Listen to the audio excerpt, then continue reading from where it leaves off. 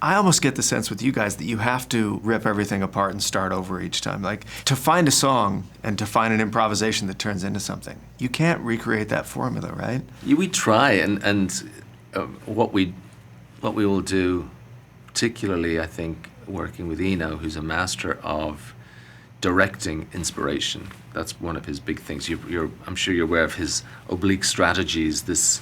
He call them tarot cards, but they're basically ways to take a session from being in a kind of safe, orderly, predictable place and knock it instantly into a kind of beautiful chaos.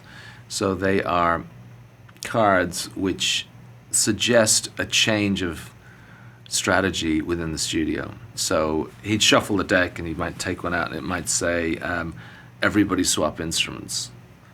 Or, whatever song you're playing, play it at halftime.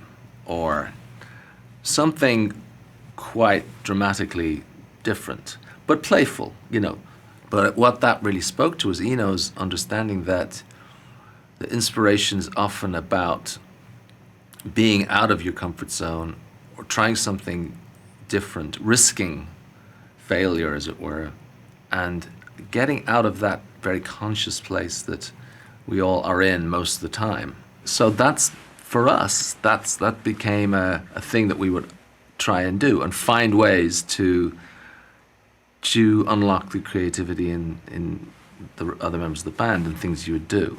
And so we tell all our studio engineers the same thing when they come in, the juniors. We say, look, when you're in the studio, when you imagine that there's no point in putting the machine in to record, those are the times you probably ought to be poised ready to record. And then the times when you're absolutely certain that you ought to be recording, they're probably not worth recording. Because what would often happen in a U2 session, it's happened dozens of times, we'd be there to cut the backing track for a song. And then someone idly will start playing something else. And then we'll all kind of slowly tune in and start playing along. And then most studio engineers who aren't used to us won't bother recording that because they'll know, well, we're supposed to be doing the backtrack. In fact, often those things turn out to be the best thing. It's just a feature of a U2 session that's confounding. And it's confounding for us as well.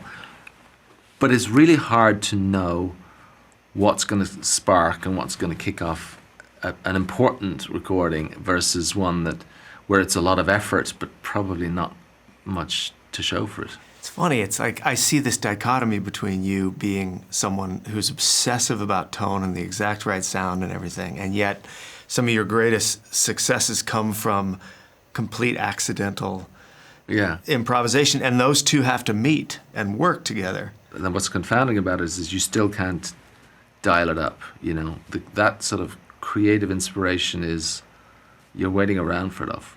I've talked to a lot of musicians and producers over the years, and Quincy Jones talks about it as God walking through the room, that you get a session where everything is perfect and yet it's just lacking that spirit, that spark.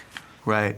Often we seem to have a problem really doing our best work in the expensive studios when everything's like perfect. I think about instruments a little bit like that, custom guitars where everything's technically perfect and you pick it up and it's like, this is the best feeling performing instrument I've ever had. It's amazing.